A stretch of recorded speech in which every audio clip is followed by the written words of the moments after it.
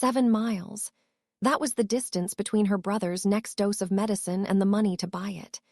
Lena Vance knew the exact number because she counted every block, every subway stop, every minute she was late from her shift at the diner. Tonight, the distance felt infinite. A blizzard had swallowed New York City whole, turning the Bronx into a frozen, howling wasteland. She didn't know the man in the alley was a king. She didn't know that pulling him from that dumpster would start a war. All she knew was the scent of blood, sharp, coppery, and laced with the bitter, rotting tang of wolfsbane, cutting through the diesel and snow. And she was the only one stupid enough to stop. Lena Vance, an invisible girl from a broken apartment in the Bronx.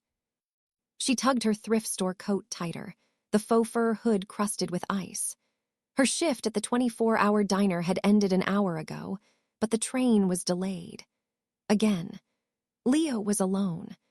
Her 11-year-old brother, who hadn't spoken a word since the accident that took their mother, was waiting in a cold apartment with a fridge that held a half-gallon of milk and a single, wilting carrot.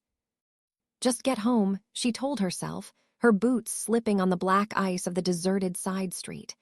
It was a shortcut she never took, but the storm had stolen all sense of safety. The wind screamed between the brick buildings, a sound that felt alive and angry. That's when she smelled it. Not garbage, though the dumpster was overflowing. This was different. Metallic, sweet, wrong. It was the smell of a butcher's floor mixed with something chemical and foul. Her steps slowed. The sensible part of her brain, the part that had kept Leo and her alive for 3 years since their mom died, screamed at her to run. Trouble in her world always smelled like blood. But her feet moved forward anyway.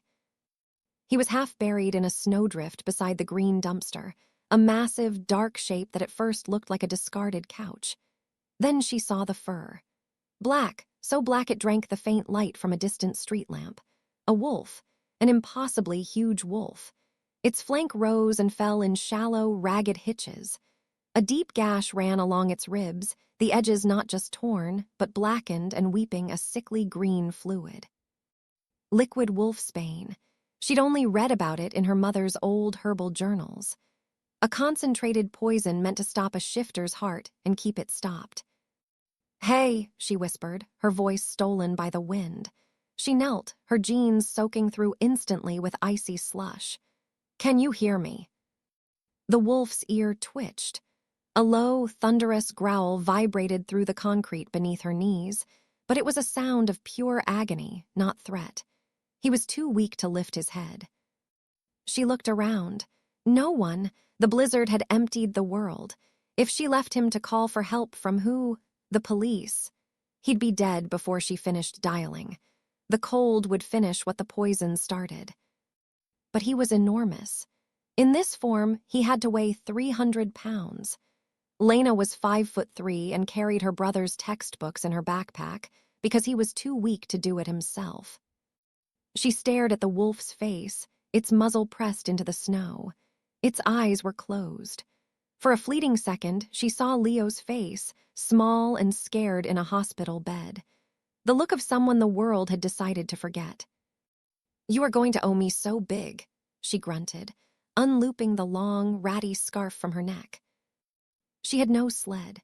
She had her resolve, which was currently the only thing she owned that wasn't falling apart.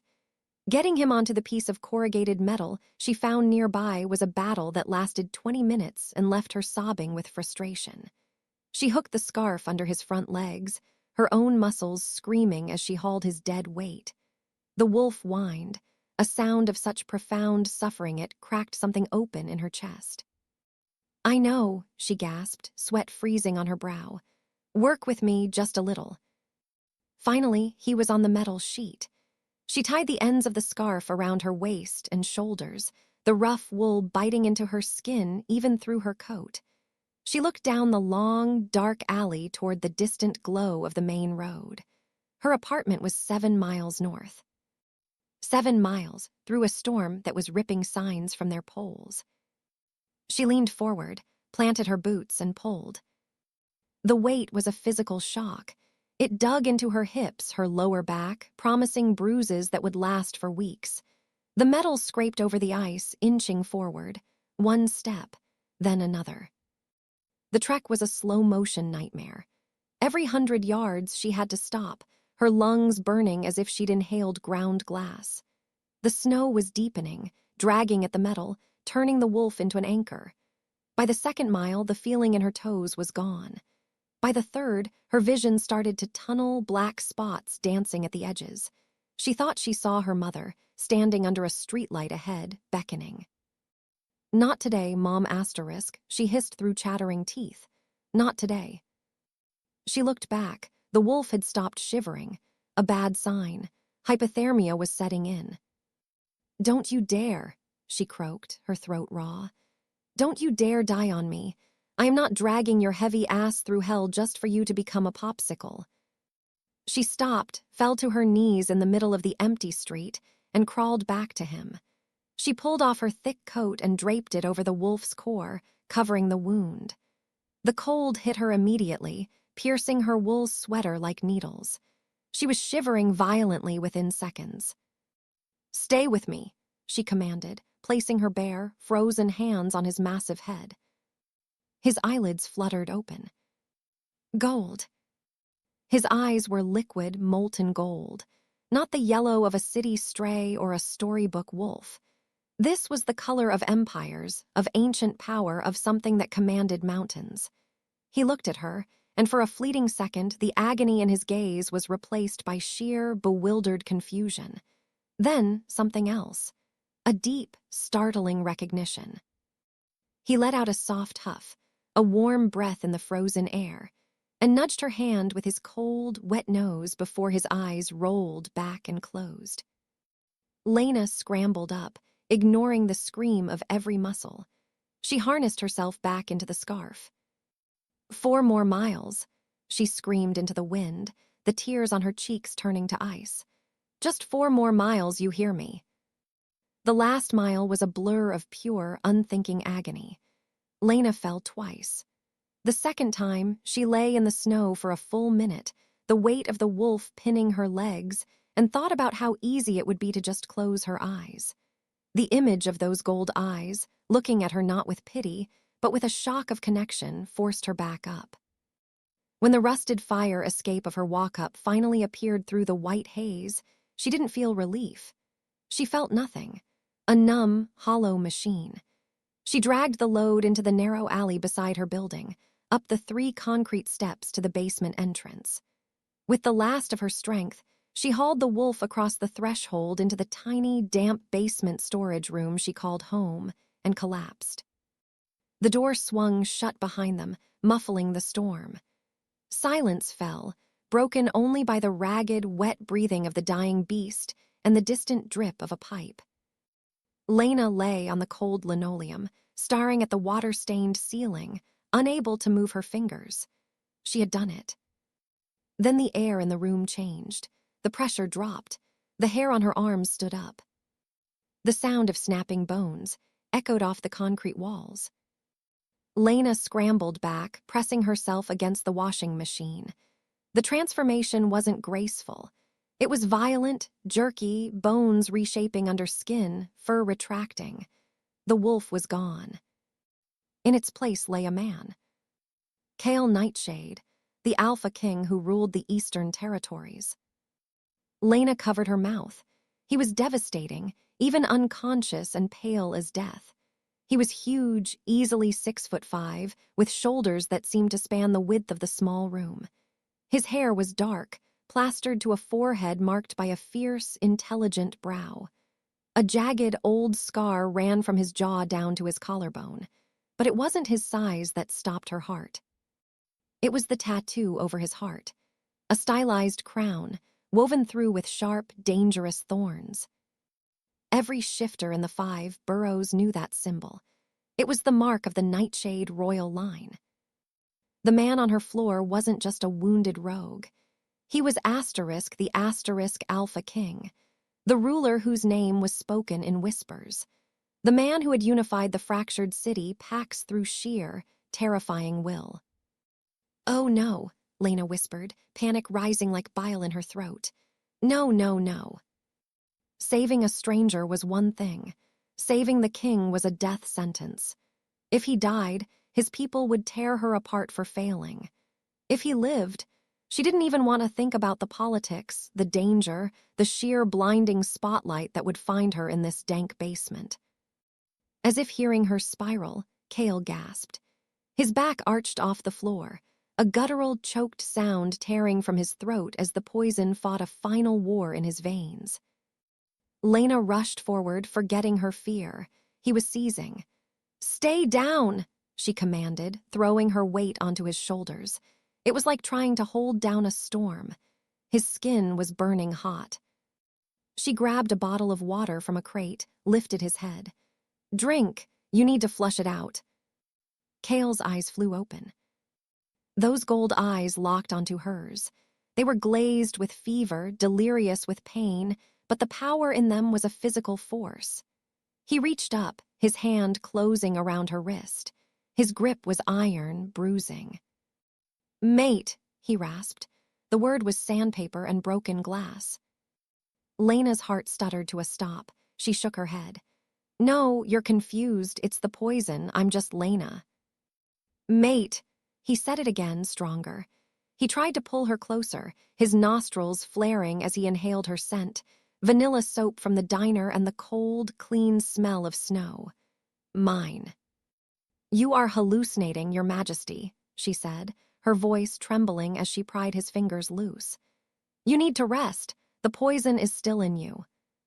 Cale stared at her, his gaze dropping to her lips, then back to her eyes. He looked like a man seeing water in a desert. Then his body betrayed him. His eyes rolled back, and he went limp, unconscious once more. Lena sat back on her heels, breathing hard. Mate asterisk. It was impossible. Kings didn't mate with basement-dwelling omegas who couldn't even shift properly. They mated with highborn lunas from powerful families. It was biology. It was politics. It was law. She looked at her wrist. The red imprint of his fingers was already fading, but a strange, warm tingling remained, traveling up her arm and settling deep in her chest. She stood and paced the 6 feet the room allowed. She should run. She should go upstairs, wake Mrs. Gable, tell her to call the superintendent, tell someone. But if the person who poisoned the king was someone with power, telling the wrong person would get them both killed before sunrise. She was trapped. A low, mechanical growl cut through the howling wind outside. Not an animal, engines. Lena rushed to the small, grimy window. Headlights cut through the snow, not cars, but black SUVs with tinted windows. 4 of them. They blocked the alley, doors flying open. Men in dark tactical gear poured out, moving with a lethal, coordinated grace. A voice, amplified, boomed over a megaphone. "This is the Royal Guard. We know he's in there. Surrender the Alpha or we will breach." Lena looked at Cale, still unconscious on the floor. She looked at the threadbare curtain that separated her room from Leo's sleeping area. Her brother was sleeping just on the other side. She walked to the door, her hand hovering over the deadbolt. The voice came again, impatient, cruel. "Open up, by order of the crown." She stepped back. Her mind, sharpened by years of spotting danger, went cold and clear. If they were the real royal guard, they'd have a tracker. They'd know he was inside. They wouldn't be asking. And they'd never threaten to breach with a wounded king within. Liars. She ran to Cale. She couldn't move him. There was no back door. Her eyes darted to her makeshift kitchen, a hot plate, a mini fridge. Next to it was her mother's old apothecary box, the only thing of value she owned. She flung it open. Crash. The window by the door shattered. A canister hissed as it rolled across the linoleum. Thick, white tear gas began to fill the room. Lena didn't hesitate. She ripped the sleeve from her sweater, soaked it in the water bottle, and tied it around her face. She crawled to Cale, dragging a damp blanket from her cot over his head to protect his airways. Come on then, she coughed, her eyes streaming. The basement door exploded inward, splintering off its hinges. Two men surged through, gas masks on, rifles raised. Clear the back, kill the girl, secure the alpha, the lead man barked. Lena was behind the washing machine. As the second man passed her, she lunged.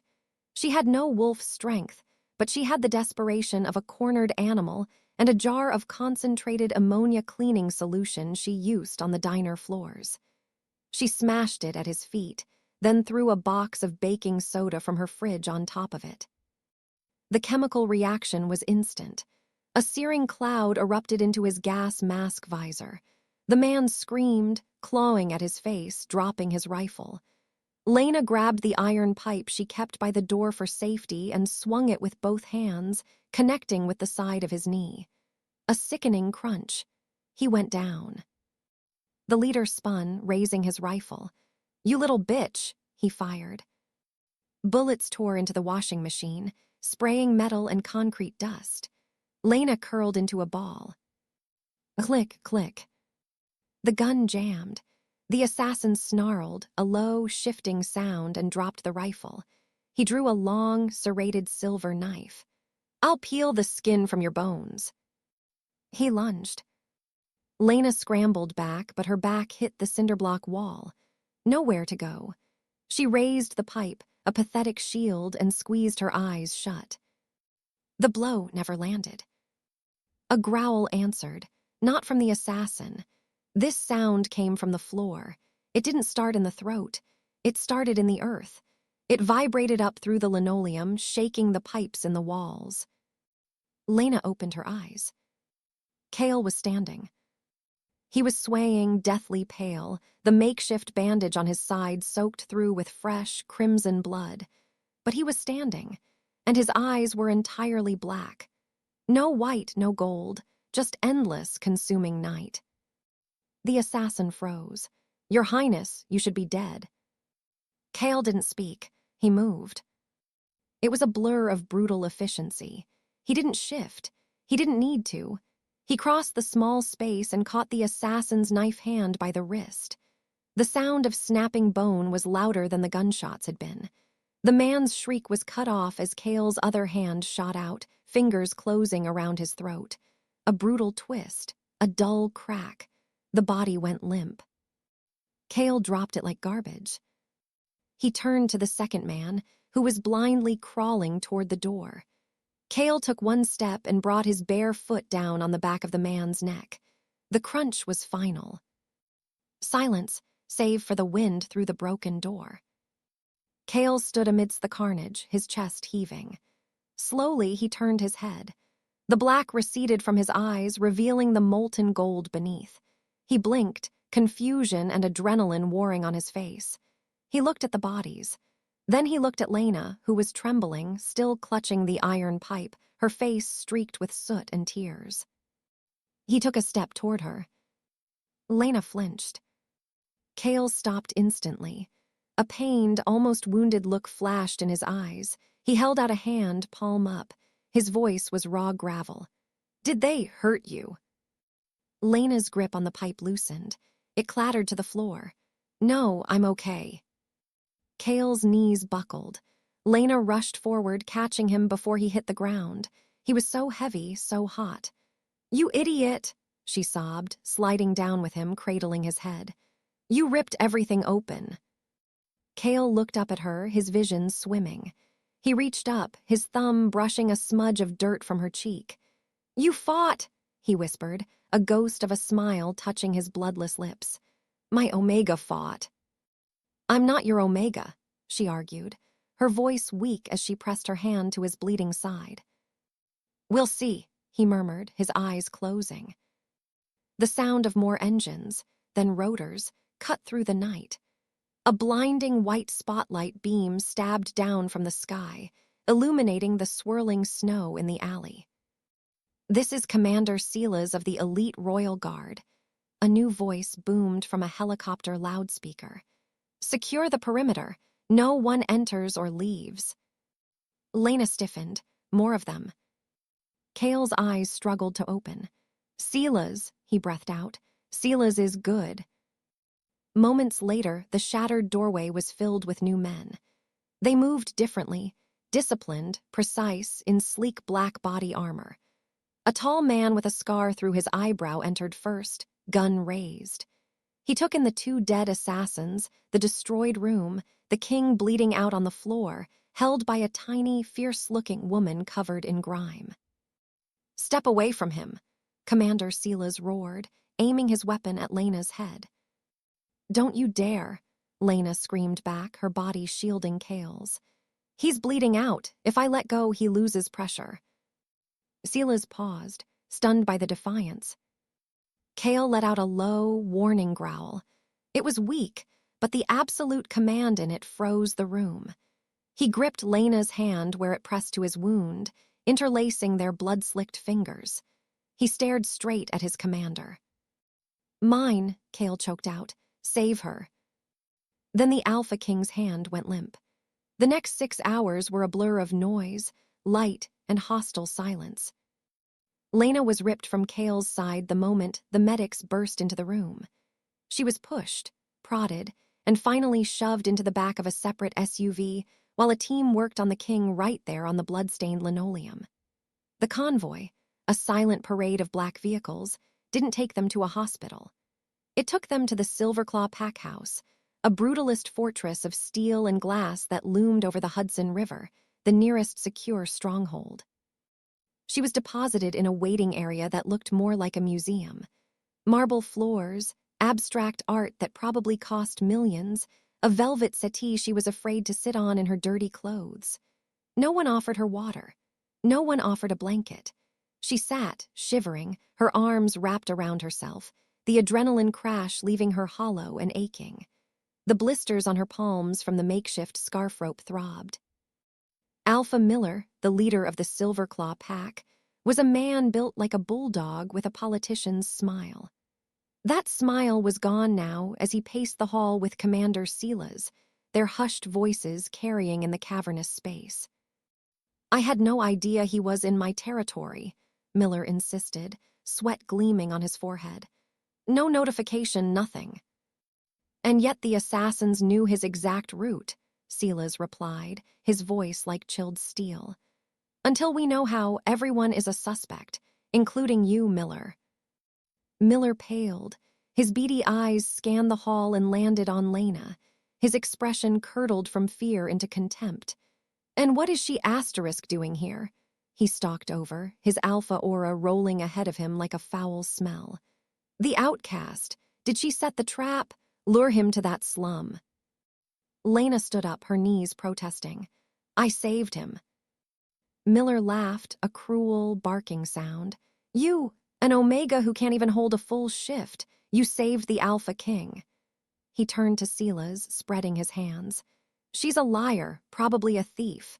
I'll have her thrown in the cells until she confesses to whatever she did to him." "No," Lena said, her voice trembling but clear. "I dragged him 7 miles. I identified the wolfsbane. I kept pressure on the wound. I fought off the men who came to finish the job. Check their bodies. You'll find the poison on their knives." Miller stepped into her personal space, unleashing the full weight of his alpha dominance. It hit Lena like a physical blow, a pressure on her chest that demanded she bow, submit, shrink. Her knees bent slightly, an involuntary biological response she hated. "Do not lie to me, girl," he snarled. "You are nothing, you are less than nothing." Lena gasped against the pressure, forcing her spine straight. "I am the one he's alive because of." "Enough," Silas cut in, stepping between them. The pressure lifted instantly. "The king gave a direct order regarding her. She stays unharmed." "The king was delirious," Miller spat, gesturing at Lena's torn sweater, her muddy boots. "Look at her, she's a stray. She's filthy asterisk." The double doors at the end of the hall burst open. A nurse in scrubs ran out, her face ashen. "Commander, he's awake. He's tearing out the IVs. He's asking for someone." Silas turned. "Is he in pain?"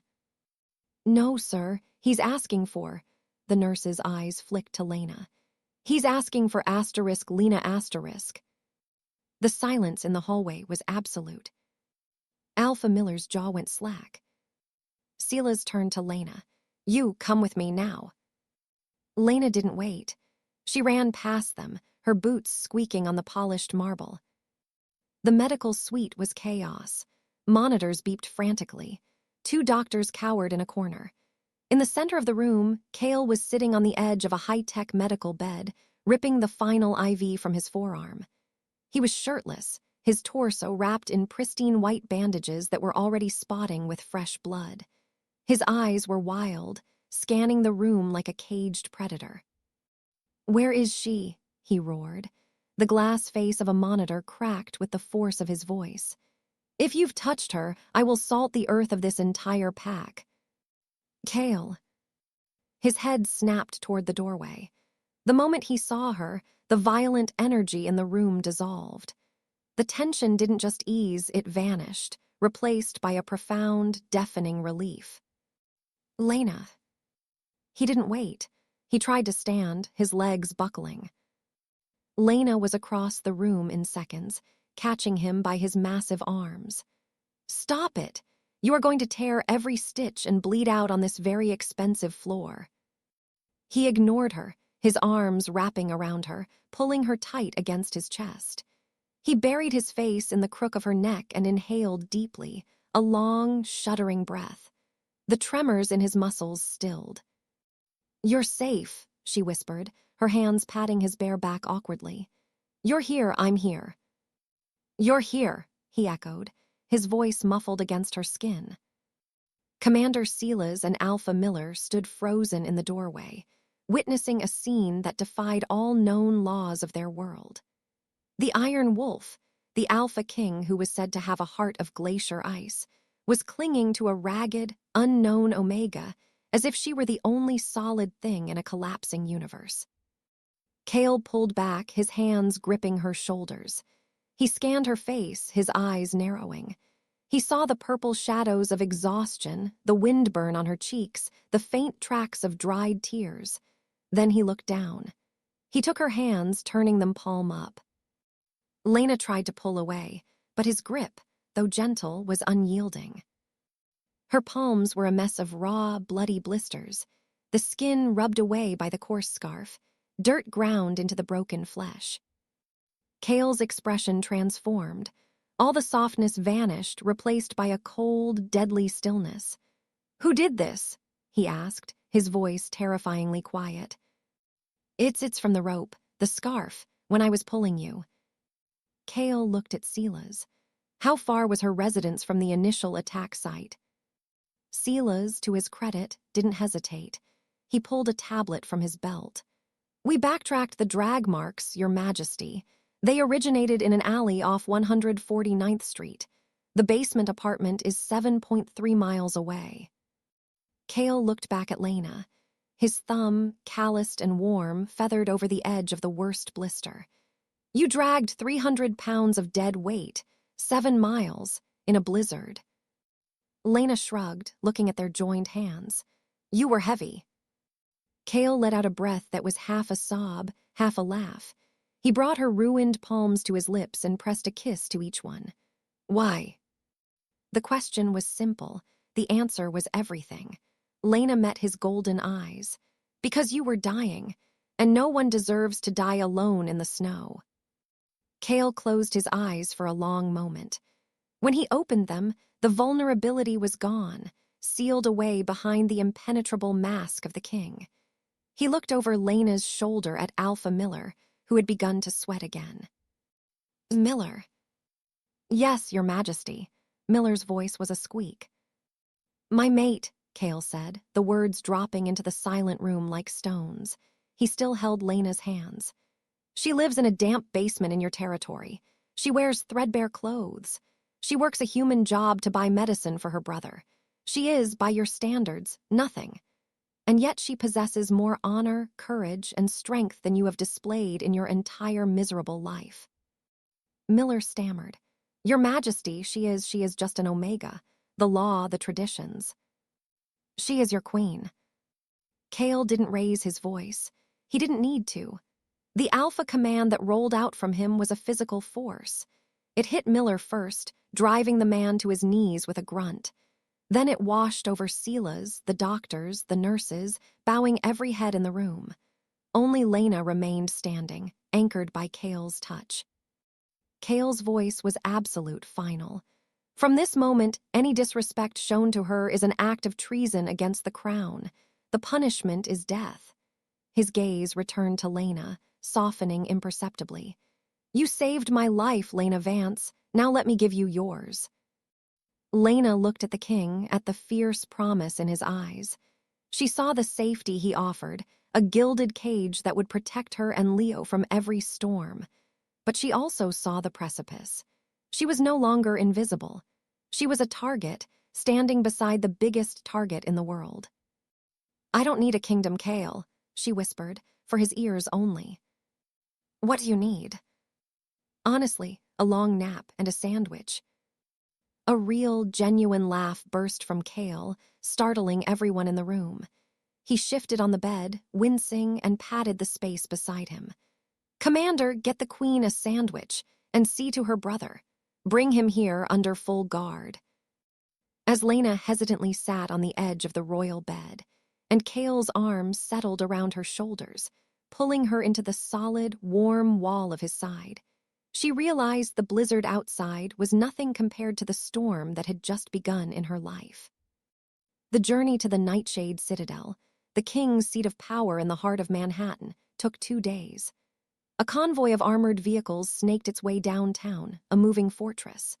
Lena sat in the back of a modified SUV that felt like a tank, wrapped in a cashmere blanket. Cale was beside her, working on a secure tablet, his brow furrowed.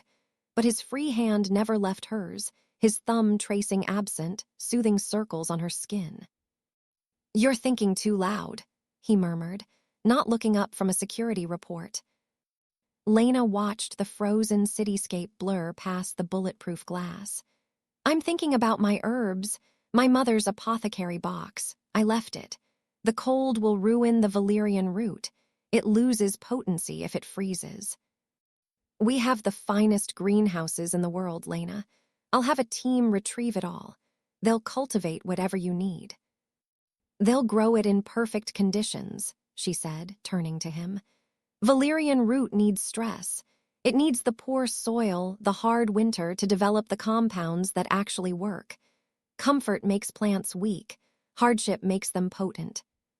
Cale finally looked up from his tablet, a slow smile touching his lips. Things that suffer in the cold become stronger. Is that your theory? It's a fact. He lifted their joined hands, his gaze intense. Then you must be the most potent creature I have ever met. The convoy descended into an underground garage that looked like a bunker. When the door opened, they weren't in some ornate lobby. They were in a private elevator that shot them straight to the penthouse. The doors opened onto a world of impossible luxury and stark power. The entire top floor was his living space, walls of glass overlooking the frozen city and the white-capped river, minimalist furniture made of dark wood and steel, and a silence so profound it felt heavy. A tall, elegant woman with silver hair swept into a severe bun stood waiting. She wore a tailored suit and a look of polite disdain that didn't quite reach her cold eyes. Your Majesty, welcome home. Her gaze slid to Lena. And guest, I am Victoria, the head of household. Victoria, Cale said, his voice cool. This is Lena. She is to be treated as you would treat me. Her comfort and safety are your only priorities. Of course, Victoria said, her smile brittle. Shall I have a room prepared in the East Wing? She stays with me. Victoria's composure cracked for a microsecond. I see. I'll have her things brought to your suite. She has no things, Cale said, his tone leaving no room for discussion. Have the designers here tomorrow. Now we need food and rest. Victoria bowed stiffly and vanished. Later, after a silent maid had brought food Lena was too nervous to eat, she stood in the middle of Cale's bedroom, which was the size of her entire basement. Cale was in the connected study, on a call. She could hear the low rumble of his voice. She walked to the floor-to-ceiling window. 7 miles north, through the maze of steel and light, Leo was now in a secure room in this very building, with a doctor checking him over. Safe. For the first time in years, her brother was safe. The weight of that should have lifted. Instead, a new, colder fear settled in her bones. Cale entered the room, moving quietly for a man of his size. He came to stand behind her, not touching, just sharing the view of his kingdom. "What is it?" he asked softly. "The poison," Lena said, not turning around. "The synthetic anticoagulant mixed with the wolfsbane. You said it was a specific formula." "Yes," Cale's voice lost all its softness. "It's a compound developed in a private biotech lab. Access is restricted to a handful of people. My own security council." Lena finally turned to face him. "One of your own men." "Yes." He walked to a panel on the wall, pressed a button. A screen lit up, displaying a toxicology report. "I was on my way to meet an informant. He claimed to have evidence of a traitor on the council. My helicopter was sabotaged. I got out before it crashed and burned. I shifted to run. That's when the dart hit me." He turned back to her, his face grim. "The assassin in your basement. We identified him. He was a contractor. His last payment came from a shell corporation.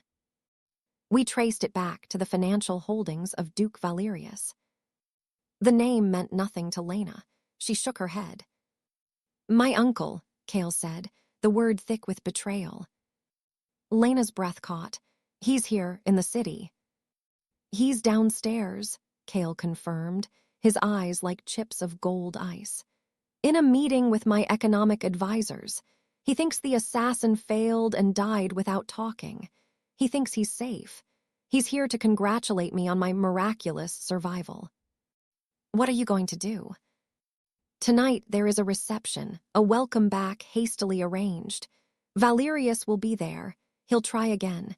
He won't use a dart or a knife in a crowd. He'll use something subtle, something social." "Poison," Lena whispered. Cale nodded. "I have taster's scanners, but Valerius is clever. He'll find a way. A personal gift, a handshake, something only I will touch." He stepped closer, taking her hands again. "I need you, Lena. Not just as my mate, I need your eyes, your nose. You know herbs, tinctures, poisons better than any security sensor I own. Can you do this? Can you walk into a room full of people who want you gone and find the snake for me?" Lena looked up at him, at the king who had everything except trust, at the man who had looked at her broken hands as if they were treasures. He was giving her a choice, a real one. She squeezed his hands. "I carried you 7 miles, Cale. I can handle a cocktail party." The grand ballroom of the Nightshade Citadel was a symphony of glittering threat. 1,000 candles reflected in acres of black marble.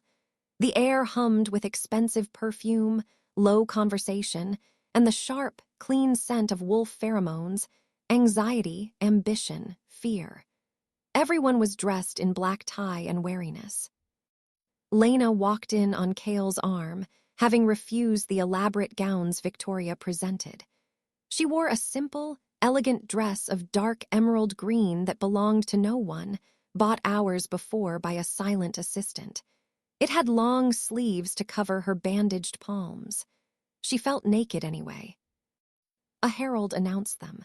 Their Majesties, Alpha King Cale Nightshade, and his mate, Luna Lena.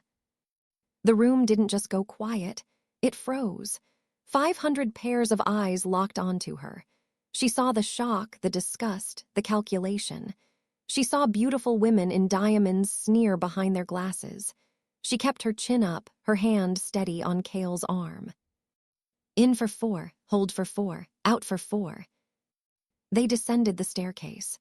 At the bottom, a man detached himself from a group. He was older, handsome in a sharp, cruel way, with silver hair and a smile that was all teeth. "Cale," he boomed, opening his arms. "By the goddess, seeing you upright is a relief. We mourned you." "Uncle Valerius," Cale said, his voice smooth as oiled silk. He didn't embrace the man. He clasped his forearm in a warrior's grip, holding it a beat too long. "It takes more than a fall from the sky to kill me." Valerius laughed, but his cold blue eyes slid to Lena and narrowed. "And this must be the little savior from the Bronx. Charming." "Lena," she corrected, her voice calm, "and I prefer herbalist." "Of course," Valerius sneered. "How rustic. You always did have a unique taste, Kale." "Careful, uncle," Kale said, a low, warning growl threading his words. "You are speaking to your future queen." Valerius stiffened, his smile tightening. "My apologies." He snapped his fingers. A waiter appeared instantly with a tray bearing 2 crystal tumblers of a rich amber liquor. A toast, then, to the king's remarkable return and to his surprising new companion. He handed a glass to Kale, then offered one to Lena. Lena took the glass. It was heavy, cut crystal. The liquor inside was a rare, aged shifter whiskey, something she'd only read about. Valerius raised his glass. "To the king." Kale raised his to his lips. "Stop." Lena's voice wasn't loud. It was calm, clear, and it cut through the ambient noise like a scalpel. Kale froze, the glass an inch from his mouth. Valerius lowered his own glass, annoyance flashing in his eyes. "Is there a problem, my dear?" "Don't drink it, Kale," Lena said, her eyes on Valerius. "This is the finest century-old reserve from my private stock," Valerius said, his voice dripping with condescension. "Surely it isn't too sophisticated for your palate." Lena ignored him. She swirled the liquid in her glass, then lifted it to the light. "Midnight Reserve has a very specific profile. Oak, smoke, a hint of heather." She brought it to her nose and inhaled deeply. She didn't pretend. She knew. This has a top note of bitter almond. The color drained from Valerius's face. "Ridiculous. You're imagining things, the stress of your new position." "Am I?" Lena took a step toward him. "Bitter almond is the scent of cyanide, but for shifters, the derivative is nightshade essence. It mimics a heart attack, undetectable in an autopsy unless you're specifically looking for the metabolite." She held her glass out to him, her arm steady. "If I'm wrong, Duke Valerius, then you have nothing to fear. Drink it." Valerius stared at the glass. A bead of sweat traced a path from his temple to his jaw. The entire ballroom was watching, a silent, rapt audience. If he refused, he was guilty. If he drank, he died. His facade shattered. "I am not thirsty," he stammered, taking a step back. "Drink it." Kale's roar shook the crystal in the chandeliers. Valerius flinched. He looked around for his guards, but Kale's men, led by Silas, had already moved, blocking every exit. Panic is a ugly thing. It twisted Valerius's handsome face into a snarl. "You witch!" He slapped the glass from Lena's hand. It shattered on the marble, the poisoned whiskey spreading like a dark stain. Then he moved, a blur of unexpected speed, drawing a small, elegant pistol from inside his tuxedo jacket. He aimed it point-blank at Kale's heart. Lena was faster. She didn't have a weapon. She had the small silk pouch tucked into her sleeve, a mixture of powdered ghost pepper and fine, irritant dust she'd concocted from the Citadel's cleaning supplies. She threw it directly into Valerius's face. He screamed, firing blindly.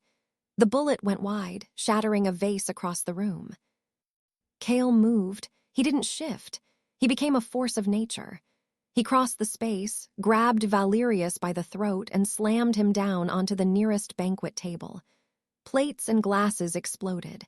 Kale claws were out, pressing into the Duke's throat. "I should rip your head from your shoulders," Kale snarled, his voice vibrating with fury. "Do it," Valerius choked out, his eyes streaming from the pepper. "The council will never follow you with this asterisk peasant at your side." Kale leaned down, his lips almost touching his uncle's ear. "Then I will burn the council down." He wrenched Valerius up and threw him towards Silas. "Take him to the hold." If he dies before I get there, I'll take it from your hide." As the guards dragged a cursing, blinded Valerius away, the ballroom was a tomb. The guests were statues. Cale straightened his jacket. He turned. He walked to Lena, who stood amidst the wreckage, her chest heaving, her dress speckled with whiskey and dust. He didn't care about the audience. He didn't care about protocol. Cale Nightshade, the Alpha King, dropped to one knee on the broken glass. A collective gasp swept the room. A king did not kneel, not for anyone. He took Lena's hands, uncaring of the powder on her skin. He kissed her knuckles. "You saved me in the snow," he said, his voice carrying to the farthest corner. "You saved me in the den of serpents. There is no one else. There will never be anyone else." He looked up, his gold eyes blazing with a truth that silenced the world. "Lena Vance, will you rule by my side, not as my shadow, as my equal, as my Luna?" Lena looked at him. She looked at the terrified, awestruck nobles. She saw the future stretching out, a battlefield of politics and duty. But she saw him in the center of it, holding out his hand. Only his hand. Tears pricked her eyes. She pulled on his hands. "Get up, you idiot. You're kneeling in broken glass." "Is that a yes?" "Yes," she said, her voice thick. "But if you ever make me wear heels this high again, I'm poisoning your coffee." Cale laughed, a sound of pure, triumphant joy. He stood and pulled her into a kiss that was less about romance and more about claiming, about sealing a pact before the eyes of their entire world. As the applause finally erupted, real and thunderous this time, Lena buried her face in his chest. "Is it over?" she mumbled. "The danger from Valerius, yes." "Then why do I feel like the hard part is just starting?" Cale rested his chin on top of her head. "Because my potent, terrifying queen," he whispered. "Now we have to plan a wedding." 6 months later, the obsidian citadel was draped not just in the royal black and silver, but in garlands of winter bloom. Lena had insisted. The delicate white flowers, foraged from the edges of the very territories that had once scorned her, hung from every arch and balcony, their faint, clean scent cutting through the smell of polish and anticipation. In a quiet antechamber far from the bustling preparations, a final, different kind of storm was brewing. Alpha Brock of the Iron Fang pack, a mountain of a man with a beard like barbed wire, slammed his fist on the obsidian war table, making the crystal water glasses jump. "I will not have it," he roared, his voice echoing in the Spartan room. "An Omega, a human-raised asterisk one at that. She cannot lead warriors. She is fit for healing and breeding, nothing more. It weakens us all." Cale, standing at the head of the table, didn't roar back. The quiet that settled over him was more dangerous. His eyes, fixed on Brock, flickered to pitch black for a heartbeat. "Say that again," he said, his voice lethally soft, "and you will leave this city without a tongue." "Gentlemen." A calm voice cut through the tension. Lena entered, not in a wedding gown, but in a sharply tailored pantsuit of charcoal gray. She didn't shout. She didn't glare. She moved to Cale's side and placed a single, calming hand on his forearm. She looked at the rebellious Alpha with a polite, terrifying smile. "I couldn't help but notice you're sweating, Alpha Brock, and your pupils are quite dilated. Nerves." Brock sneered, wiping his brow. "I don't answer to you, girl. This is an Alpha's council." "Of course," Lena said, her smile not wavering. She gestured to the empty porcelain teacups on the table before each man. "The peppermint tea is meant to soothe. I hope it was to your liking."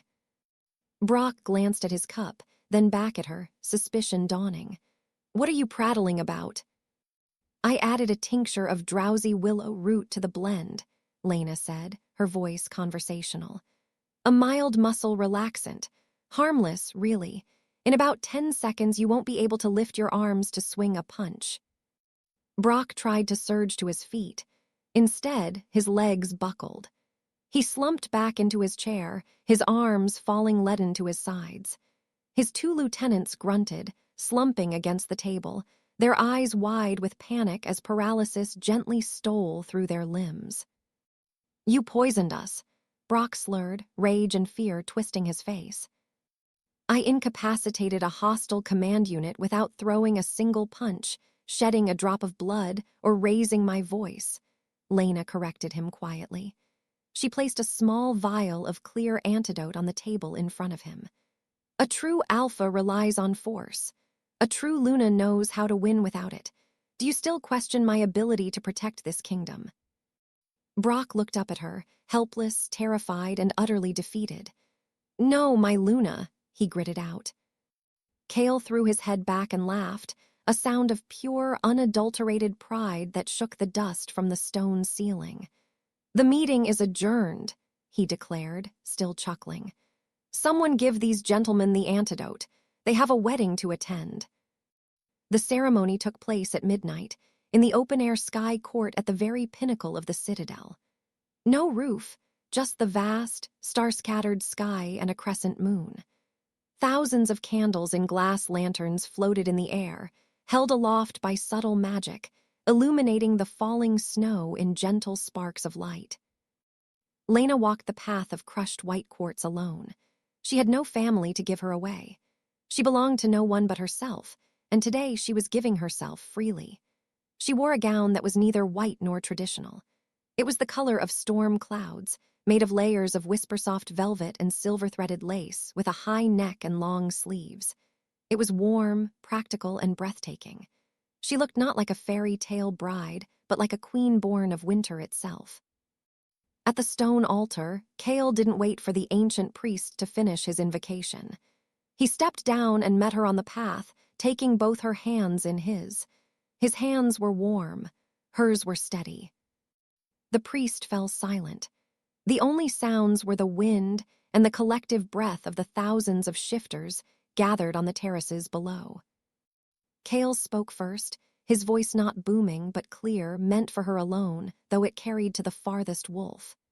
"I, Cale Nightshade, Alpha King, give you my name, my territory, and my life. But more than that, I give you my trust, my respect, and my heart. Your enemies are my enemies. Your peace is my peace. I claim you not as my possession, but as my equal, my partner, my home." Tears, hot and sudden, welled in Lena's eyes. She swallowed, squeezing his hands. "I, Lena Vance, give you my loyalty, my counsel, and my stubbornness." A soft ripple of laughter traveled through the crowd. "I will be your shield when you are weary, your voice when you cannot speak, and your sanctuary when the world is too loud. I claim you as my alpha, my mate, and my choice." There was no, "You may kiss the bride." Cale simply leaned down and captured her lips in a kiss that was a promise, a seal, and a new beginning. As they kissed, a howl rose from the throats of every shifter present, a unified, primal song of acceptance that shook the snow from the pine trees on distant mountains. The lone Omega was lone no more. 2 days after the coronation ball, the last of the dignitaries finally gone, Cale bundled Lena into a heavy parka, ignored her protests, and led her to the roof. A sleek, black snowmobile waited. "Where are we going?" she shouted over the engine's growl as they sped away from the city, north along frozen back roads. "You'll see." He drove for an hour, deep into the state forest preserves, following a trail only he seemed to know. The trees grew thicker, the world quieter. Lena recognized the turnoff, the bend in the frozen river. Her heart began to pound. He stopped at the edge of a clearing. The rotting husk of her old basement apartment building was gone. In its place stood a stunning timber and glass lodge, smoke curling from a stone chimney. Attached was a massive, climate-controlled greenhouse, glowing softly from within, filled with rows of thriving plants. "I couldn't save the basement," Cale said softly, cutting the engine. The silence rushed in.